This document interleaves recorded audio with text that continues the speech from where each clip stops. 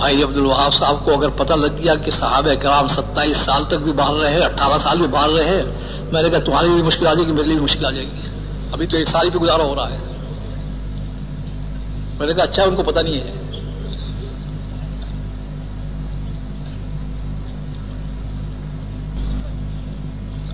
بدین میں اجتماع تھا، کراچی کے علماء آئے ہوئے تھے، تو مطالبہ ہو رہا تھا سال کا۔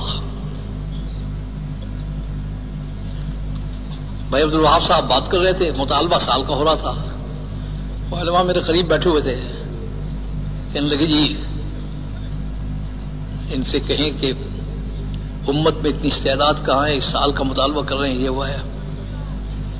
میں نے کہا مولوی صاحبان خاموش رہو، بھائی عبدالوہاب صاحب کو اگر پتہ لگ گیا کہ صحابہ کرام 27 سال تک بھی باہر رہے، 18 سال بھی باہر رہے، میں نے کہا تمہاری بھی مشکل آ جائے گی، میرے لیے بھی مشکل آ جائے گی، ابھی تو 1 سال ہی پہ گزارا ہو رہا ہے۔ میں نے کہا اچھا ان کو پتہ نہیں ہے۔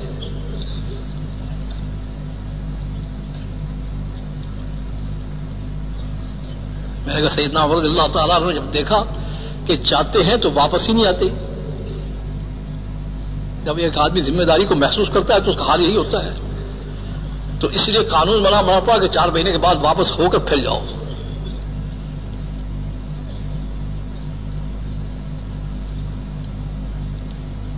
تو میں نے ان سے کہا، میں نے کہا اچھا ان کو پتہ نہیں، وگرنہ صحابہ کرام کا 27 سال کا 18 سال کا بھی ملتا ہے، وہ اگر پتہ لگ گیا تو میں نے کہا مشکل آ جائے گی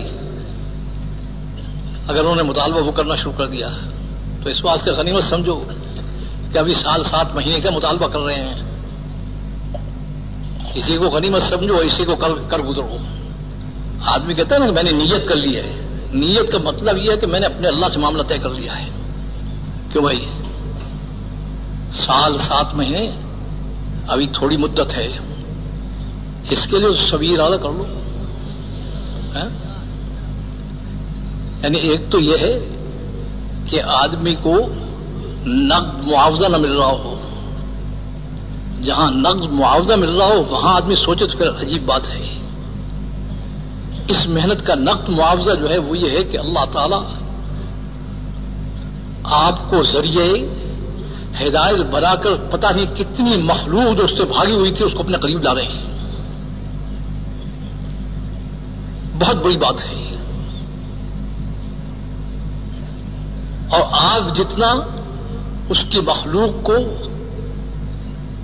قریب لا رہے ہیں، اللہ کہتے ہیں جو میری مخلوق پر رحم کرتا ہے وہ کرتا ہے تو میرے نزدیک یہ میرا سب سے محبوب بن جاتا ہے۔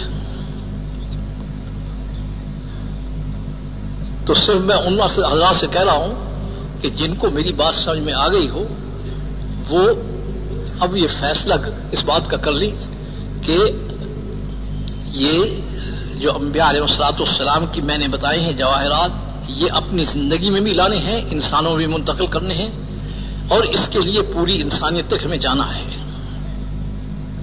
کیوں بھائی کیا خیال ہے؟ بس جن کے دل میں اللہ نے حق اتار دیا ہو وہ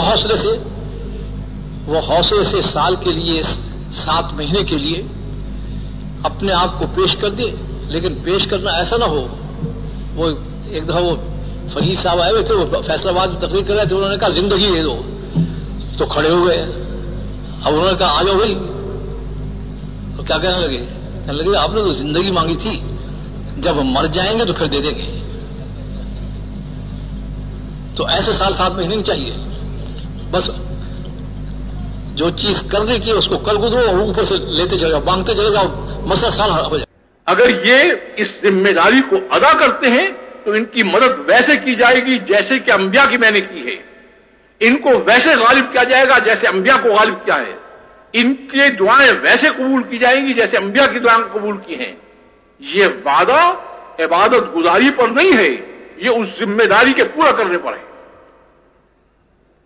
اور کہا کہ اگر آپ کی امت اس ذمہ داری کو چھوڑے گی تو دشمن غیر مسلم ان کے گھروں میں گھس جائیں گے، ان کی جڑیں اکھاڑ پھینکیں گے اور ان کی پٹائی ہوگی، اور وہ پٹائی میں کراؤں گا۔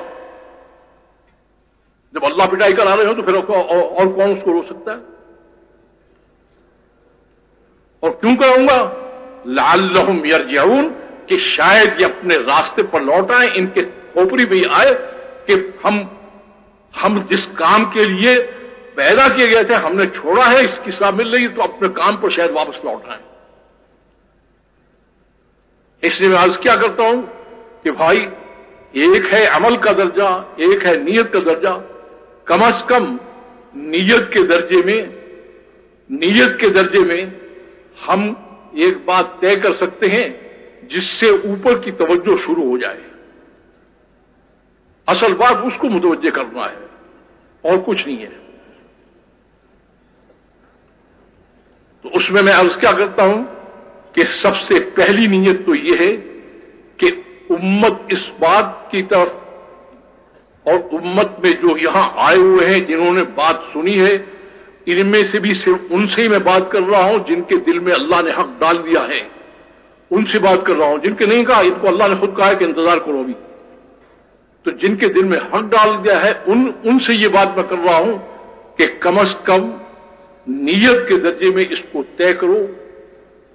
طے کرو کہ ہم اپنے کام پر واپس آنے کو تیار ہیں، اپنے منصب پر واپس آنے کو تیار ہیں، اور پوری دنیا میں اللہ کے پیغام کو لے جانے اور دین کو لے جانے کے لیے تیار ہیں۔ کم از کم نیت کے درجے میں تو طے کرو۔ اور بھائی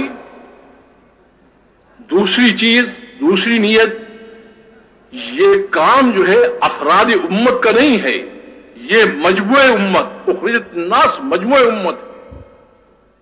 بحض مولانا صاحب رحمۃ اللہ علیہ فرمایا کرتے تھے کہ اکثریت پر بھی اللہ وہ فیصلہ کرتے ہیں جو مجموعے پر کرتے ہیں۔ تو یہ امت جو مجموعہ امت پوری انسانیت کے اندر اللہ کے پیغام کو لے کر جا رہی تھی اور یہ بیٹھ گئی ہے، تو اس کی بھی نیت کر لیں کہ اس امت کو دوبارہ تیار کرنا ہے کہ یہ اپنے کام پر واپس آ جائے۔ ہے کچھ ارادہ؟ یہ نہیں ہے۔ اور تیسری نیت، یہ ذرا تھوڑی سی مشکل ہے، کیونکہ پہلی نیت بھی دوسروں کے متعلق ہے اور دوسری نیت بھی دوسروں کے متعلق ہے۔ دوسروں کے متعلق تو انسان جلدی تیار ہوتا ہے، جب اپنے اوپر آتی ہے تو کہتے نہیں۔ تیسری نیت کیا ہے؟ تیسری نیت آپ کو وہ کرنی پڑے گی جو صحابہ نے کی تھی۔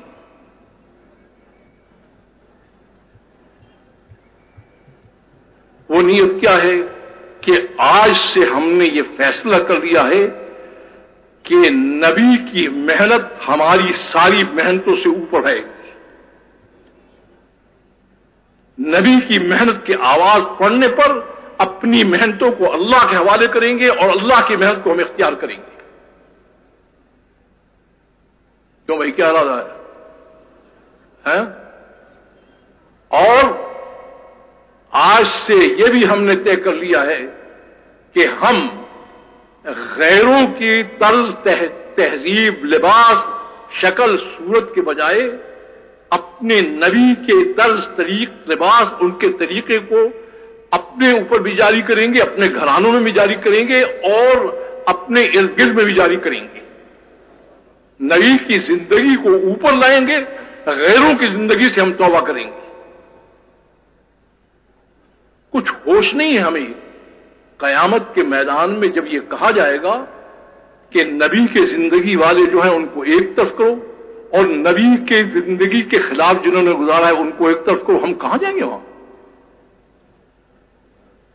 اور جس پر نبی رحمت کیا کہیں گے کہ ان کو کہاں لے جا رہے ہوئے؟ تو مسلمان ہیں۔ کہا آپ کو معلوم نہیں کہ انہوں نے آپ کی زندگی کو چھوڑ کر غیروں کی زندگی، مسلمان تو تھے لیکن غیروں کی زندگی انہوں نے اختیار کر لی تھی، تو آپ کہیں گے لے جاؤ لے جاؤ لے جاؤ، وقت سٹ پیٹے گا انسان، کیا ہو گیا ہے؟ ہمیں ہوش ہی نہیں کہ ہمیں کہیں جانا ہے۔ یہ تو بھائی مختصر زمانہ ہے، 60 سال 100 سال 2 سال کا، پھر اس کے بعد تو جہاں جانا ہے اس کا غم ہی نہیں ہے، فکر ہی نہیں ہے اس کو۔ تو اس لیے میں عرض کر رہا ہوں کہ اس کو بھی طے کرو جن کے دل میں اللہ نے حق ڈال دیا ہے کہ نبی کی محنت بھی اوپر آئے گی اور انشاءاللہ غیروں کی زندگی سے توبہ کر کے ہر شعبے میں نبی کی زندگی کو تلاش کر کے چلیں گے. ہے اب اس کے لیے کہتے ہیں کہ یہ دونوں چیزیں کہ نبی کی محنت بھی زندگی میں آ جائے اور نبی کی زندگی بھی ہم اپنا لیں، یہ گھر میں بیٹھ کر نہیں ہو سکتا، یہ مسجد کے درس سے نہیں ہو سکتا، یہ واعظ کے سننے سے نہیں ہو سکتا، یہ وہیں پر آئے گا جہاں صحابہ نے سیکھا ہے. صحابہ نے گھروں سے نکل کر اپنے آپ کو نبی کی محنت کی مشین میں ڈال دیا، محنت بھی آتی گئی اور زندگی بھی بدلتی گئی. تو اس کے لیے کوئی تیار ہے؟ ہاتھ تیار ہے اور خود گھر کے لیے ہاتھ جلدی سے اٹھاتے ہیں. کیا کہ اللہ کو کہتے ہیں کہ ہاتھ لے جاؤ، ہم گھر جا رہے ہیں. اب اس مجمع میں میں فکر کر رہا ہوں کہ جن کے دل میں حق اللہ نے ڈالا ہو، اس مجمع میں ایسے ساتھی جنہوں نے 4 مہینے لگا لیے ہیں اور اس محنت میں اندرونی بیرونی طور پر مقامی طور پر باہر نکل کر 2-3 سال اس محنت کے اندر اپنے آپ کو ڈال کر چلے ہیں، ان سے یہ درخواست ہے کہ وہ کسی نہ کسی ملک میں، کسی نہ کسی علاقے میں جہاں مسلمان پھنسے ہوئے ہیں، ان کو نکلنے کا راستہ بتانے کے لیے سال کے لیے 7 مہینے کے لیے اپنے آپ کو پیش کریں. ان کافروں کو وسائل بھی بہت دے رکھے ہیں، ان کو سامان بھی بہت دے رکھا ہے، ان کے پاس مال بھی بہت ہے، ان کے پاس ہتھیار بھی بہت ہیں. تم ان سے براہ راست نمٹ نہیں سکتے. تم ان کے مقابلے میں مجھے لے آؤ، میں ان سے نمٹوں گا، تمہارا کام بن جائے گا. صحابہ کرام کو یہ بات سمجھ میں آ گئی، ہمیں یہ بات سمجھ میں نہیں آتی. اور کیوں نہیں سمجھ میں آتی؟ سمجھ میں ہمارے اس لیے نہیں آتی کہ جس زندگی پر ہم موجود ہیں اور جو زندگی غیر مسلموں کی ہم اپنا چکے ہیں کہ اللہ کہتا ہے اس کو چھوڑو گے تو میں ساتھ دوں گا، ہم اس کو چھوڑ نہیں سکتے. اللہ کو چھوڑ سکتے ہیں، ان کی ناپاک اور ملعون زندگی کو ہم چھوڑ نہیں سکتے. وغیرہ مسئلہ کچھ بھی نہیں ہے. میں مصر میں جب بات کر رہا تھا، مصر میں نہیں لبنان میں، تو وہ کیا کہنے لگا شیخ اس میں تو بڑا زمانہ لگ جائے گا. میں نے کہا آپ کالج کے پرنسپل ہیں، آپ کو ماسٹر ڈگری دینے کے لیے پرائمری بھی چاہیے، میڈل پاس بھی ہونا چاہیے، فلانا بھی ہونا چاہیے. جب آپ نے تو شرط لگا رکھی ہے. اللہ کہتے ہیں آج بدل جاؤ، میں آج ہی تمہارے ساتھ ہو کر کاروائی کروں. اللہ نے کوئی شرط آپ کے ساتھ لگائی ہے؟ آپ جو ہے اتنے برس جب کریں گے جب ہوگا نہیں، آج زندگی بدل دو، آج میں تمہارے ساتھ ہو جاؤں گا، میں تو کاروائی کر کے دکھا دوں گا. دیر جو لگ رہی ہے وہ کس بات پہ لگ رہی ہے؟ دیر اس بات پر لگ رہی ہے کہ وہ کہتا ہے راستہ یہ ہے، اس ترتیب پر چلو. ہم کیا کہتے ہیں؟ ہم کہتے ہیں ہم نے جو ترتیب اختیار کر لی ہے آپ اسی ترتیب کو قبول کر کے ہمارا ساتھ دے دیں. وہ کہتا ہے ایسا نہیں ہو سکتا، ناممکنات میں سے ہے. تو اللہ تعالی سمجھاتے ہیں انبیاء علیہ السلام کو، ان کے پیروکاروں کو، دینی امتوں کو کہ تمہاری جو قوت ہے وہ میرا ساتھ ہونا ہے. تمہاری قوت جو ہے مال ملک ہتھیار وغیرہ نہیں ہے. تمہارے پاس ہو تو استعمال کر لو، وگرنہ میں خود کاروائی کرنا جانتا ہوں. تمہارے پاس کچھ بھی نہ ہو تب بھی میں تمہیں اوپر لے جاؤں گا اور نیچے گرا دوں گا. تو اللہ رب العزت نے اپنا جب نظام دیا، جو امتیں اس نظام کے مطابق چل پڑی ان کو زمین میں پورا غلبہ بھی حاصل ہو گیا اور تمکین فی الارض، پورے زمین پر کنٹرول یہ بھی ان کو حاصل ہو گیا. وہ امتیں کلمہ بھی پڑھتی رہیں، اللہ کو بھی مانتی رہیں، رسول کو بھی مانتی رہیں، لیکن اللہ کی ترتیب کو انہوں نے اختیار نہیں کیا. بڑے بڑے مخلص، بڑے بڑی قربانی دینے والے، بڑی بڑی محنت کرنے والے وہ سب آئے، لیکن ترتیب الہی پر چلنے کو تیار نہ ہوئے. ساری محنت بھی گئی، ساری قربانی بھی گئی. اس سے اللہ رب العزت نے پوری تاریخ انسانیت کو دہرایا ہے اس امت کے سامنے، پوری تاریخ انسانیت کو دہرایا ہے اسی واسطے کہ تم اس حقیقت کو سمجھو کہ تمہاری بلندی کا راستہ، تمہاری ترقی کا راستہ، تمہاری کامیابی کا راستہ وہ راستہ متعین ہے اور وہ میرے نظام اور ترتیب پر چل کر مجھے ساتھ لینا ہے.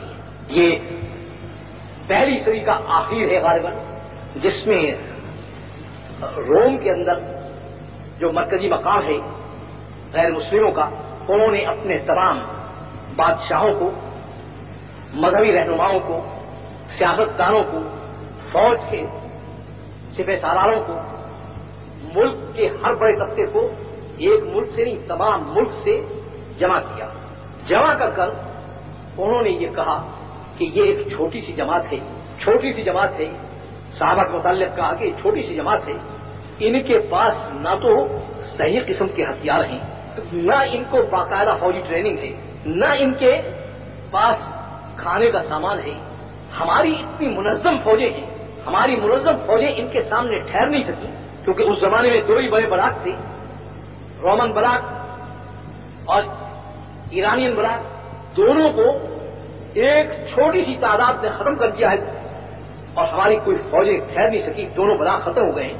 آخر قصہ کیا پیش آیا ہے، اس پر بحث تھی وہاں پر.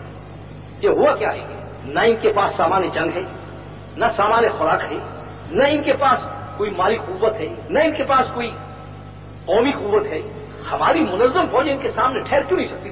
کیا وجہ ہے اس کا؟ کیا آج اس حال میں پہنچ گئے ہیں کہ رومن بلاک بھی ختم اور ایرانی بلاک بھی ختم؟ قصہ کیا ہے یہ؟ تو جو ان کے لیڈر تھے وہ کھڑے ہوئے، انہوں نے کہا اس کی وجہ یہ ہے کہ ہمارے اندر اتفاق اور اتحاد نہیں رہا، اور ہم جو ہے شراب میں اس میں مست ہو گئے، یہ ہو گیا وہ ہو گیا. تو راہب اعظم جس کو خوب کہا جاتا ہے وہ کھڑا ہو گیا. اس نے کہا جتنی تم وجوہات بتا رہے ہو یہ ساری غلط ہیں. یہ غالب اس وجہ سے نہیں آئے کہ ہم میں یہ ہے وہ ہے فلانا ہے، یہ سب غلط بات تم کہہ رہے ہو. جو اصلی چیز ہے وہ میں بتا دیتا ہوں، اور وہ کیا ہے کہ ان کا نبی اپنا جوہر ان کے اندر منتقل کر دیا ہے، اور جب تک یہ جوہر اس امت کے پاس موجود ہے اس وقت تک اس امت کو گرانے کا سوال ہی پیدا نہیں ہوتا. یہ کافر بتا رہا ہے جس کو آج مسلمان ماننے کو تیار نہیں، اور کہتا ہے وہ جوہر کیا ہے. عربی مورخین نے اس کی بات کو نقل کرتے ہوئے لکھا ہے کہ اس نے کیا کہا، لیس لہم ہم دعوت اللہ کے علاوہ ان کا کوئی غم زندگی نہیں ہے.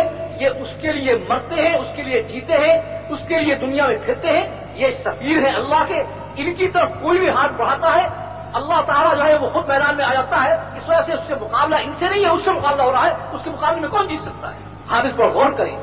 کافر ہمارے غلبے کی سبب کو بتا رہا ہے، اور ہم کیا کہتے ہیں؟ کہتے ہیں یہ بھی کوئی کام ہے. 1400 برس پہلے وہ کافر بتا رہا ہے اور کہتا ہے کہ اگر ان پر غالب آنا چاہتے ہو تو میں اس کا طریقہ اور اس کی تدبیر بھی بتا دیتا ہوں. تو ایک بتائیں، اور ایک اپنے مالوں کو، اپنے سامان دنیا کو، اپنے عیش و عشرت کی چیزوں کو ان کے اندر بکھیرو. جب یہ چیزیں ان کے اندر جائیں گی اور یہ لوگ ان میں لگیں گے، پھر یہ اپنے کام پر نہیں رہ سکتی، اور کام سے ہٹے اور اوپر کی نصرت ختم ہوئی چڑھ دوڑنا ان پر. اللہ کی معیت ہماری طاقت ہے، وہ طاقت ہمارے پاس نہیں ہے. اللہ کی سفارت اور پیغام رسانی جو اس امت کی ذمہ داری تھی، اور جس کے لیے اس امت کو کہا گیا تھا کہ اب نبی نہیں آئے گا، میرے پیغام کا پہنچانا، پوری انسانیت میں میرے پیغام کو لے جانا، پوری انسانیت کو میرے دین کے طرف لے کر آنا، یہ آپ کی امت کی ذمہ داری ہے. اس کے راستے میں جو دخیل ہوگا، چاہے کتنی بڑی قوت کا مالک کیوں نہ ہو، کتنی بڑی قوت کا مالک کیوں نہ ہو، اگر میری سفارت کاری کے راستے میں وہ دخیل ہوگا، اس کی طاقت کو پاش کر دینا یہ میری ذمہ داری ہے. آپ اپنی امت کو یہ سمجھا کر جائیں کہ نبی تو نہیں آئے گا، لیکن وہ کام جس پر نبیوں پر براہ راست اللہ تعالیٰ کی مدد آتی تھی، وہ کام آپ کی امت کے حوالے کیا جا رہا ہے اس اعلان کے ساتھ کہ میں ان کی مدد ویسے کروں گا جیسے میں نے رسولوں کی کی، میں ان کی دعائیں ویسے قبول کروں گا جیسے میں نے نبیوں کی دعائیں قبول کی، میں ان کو اقوام عالم پر ایسے غالب کروں گا جیسے میں نے نبیوں کو غالب کیا ہے. لیکن اگر اس امت نے اپنی اس ذمہ داری کو نہ ادا کیا تو دنیا کی قومیں اس کے اوپر ایسی دوڑ کر آئیں گی جیسے کھانے کے پیالے پر کھانے والے دوڑتے ہیں، اور پھر ان کے متقی لوگ کہیں گے یا اللہ اس امت کے ساتھ رحم فرما، اس امت کو یہ کر دے، اس امت کو یہ کر دے. میں نہ ان کی بات کو سننے کو تیار ہوں، نہ ان کی دعا کو قبول کرنے کو تیار ہوں. میں نے ان کو انبیاء والا تاج پہنایا ہے اور اس امت نے اس کی ناقدری کی ہے، ان ناقدروں کے ساتھ میری مدد آ سکتی ہے؟ آگے نبی آنے والا نہیں تھا، اس لیے ساری تفصیل اس امت کو سمجھائی گئی ہے۔ تو میں نے اس لیے عرض کیا تھا اللہ تعالیٰ کا نظام مرتب ہے، ایسا نہیں ہے کہ جہاں سے آپ مرضی پکڑ لیں۔ دعوت اللہ سے وہ شروع ہوتا ہے اور پوری کائنات پر غلبے، بلندی اور زمین پر پوری اقتدار اور طاقت پر جا کر وہ ختم ہوتا ہے۔ اس کام کا مقصد یہ ہے کہ کسی طرح سے امت کو اللہ کا نظام سمجھ میں آ جائے اور یہ امت اس نظام کے ماتحت چلنے پر تیار ہو جائے۔ یہ اس کام کا بنیادی مقصد ہے، کیونکہ وہ تو اپنے نظام سے چلے گی بات۔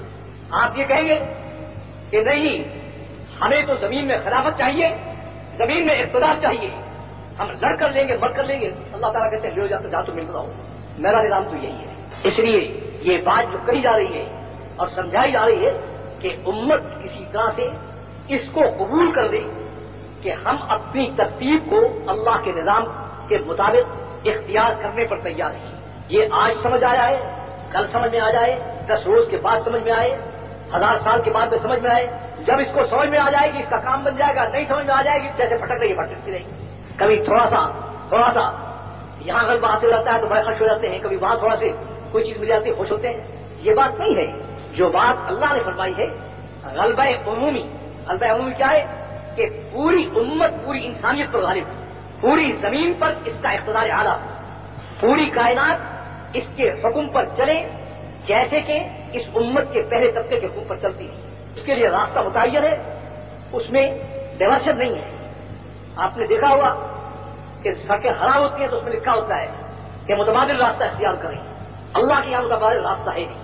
پوری تاریخ انسانیت کو اللہ نے بیان کیا ہے کہ انبیاء کی محنت دینی امتیں تیار ہوتی ہیں، انبیاء کی محنت سے یہ دینی امتیں اوپر جاتی ہیں، انبیاء کی محنت کے ٹوٹنے سے امتیں نیچے آ کر گرتی ہیں۔ پوری تاریخ کو اللہ تعالیٰ اس وجہ سے دہرایا ہے کہ کسی طرح سے یہ سامنے بات رہی کہ اصل ترتیب یہ ہے۔ اس لیے میں مجمع سے یہ بات کہہ رہا ہوں کہ بھائی کب تک اس طرح سے کبھی ادھر دوڑ لگا دی، کبھی ادھر دوڑ لگا دی، کبھی یہ نعرہ سن کے بھاگ پڑے، کبھی کب تک اس کو کرتے رہو گے؟ اس نظام پر کیوں نہیں آتے جو اللہ نے متعین کیا ہے؟ جب نبوت کو ختم کیا گیا ہے، ختم نبوت کے ساتھ ساتھ یہ اعلان موجود ہے کہ اب نبی نہیں آئے گا، آپ کی امت جو ہے پوری انسانیت کی رہنمائی کرے گی۔ کنتم خیر امت اخرجت للناس، تمہیں نہ کارخانے چلانے کے لیے پیدا کیا ہے، نہ تمہیں بازار چلانے کے لیے پیدا کیا ہے، اور نہ تمہیں کھیتیوں کے آباد کرنے کے لیے پیدا کیا ہے۔ ان کباڑی کاموں کے لیے تمہاری خادم اور نوکر قومیں میں نے بے شمار پیدا کی ہے، ان کی تعداد بہت زیادہ ہے۔ تمہیں میں نے 2 کاموں کے لیے پیدا کیا ہے، تم میرے درباری ہوگے قیامت میں اور میرے جانشین ہوگے یہاں پر دنیا میں۔ اس کے لیے میں نے دینی امتوں کو راستہ بتایا ہے اور تمہیں بتا دیتا ہوں کہ جب بھی کافروں نے مار کھائی ہے وہ اصحاب دعوت سے مار کھائی ہے۔ اس وجہ سے تم اپنے اس مقام کو پہچانو۔ اس سے میں عرض کرتا ہوں کہ مسئلہ جو اٹکا ہوا ہے وہ کیا ہے؟ اللہ کہتے ہیں ساری انسانیت تک میرے پیغام کو پہنچانا وہ تمہارے ذمے ہے، تو اپنے کام پر واپس آؤ۔ ہم کیا کہتے ہیں کہ ہم نے بھنگی چماروں کے جو کام اختیار کر لیے ہیں وہ اتنے ہمیں محبوب بن گئے ہیں کہ سید عالم امام الانبیاء خاتم الرسل سید کائنات کی جو محنت ہے اس کے مقابلے میں ہمیں یہ کباڑی کام پسند ہے، ان کو نہیں ہم چھوڑ سکتے چاہے ہمارے اوپر کچھ ہی گزر جائے۔ اس سے میں کہا کرتا ہوں مجمع سے کہ نیت کے درجے میں تو اس بات کو طے کرو، نیت کے درجے میں تو کم از کم طے کرو کہ انشاءاللہ اللہ کے پیغام کو لے کر جیسے امت کا پہلا طبقہ پوری انسانیت میں گیا ہے ہم بھی انشاءاللہ لے کر جائیں گے۔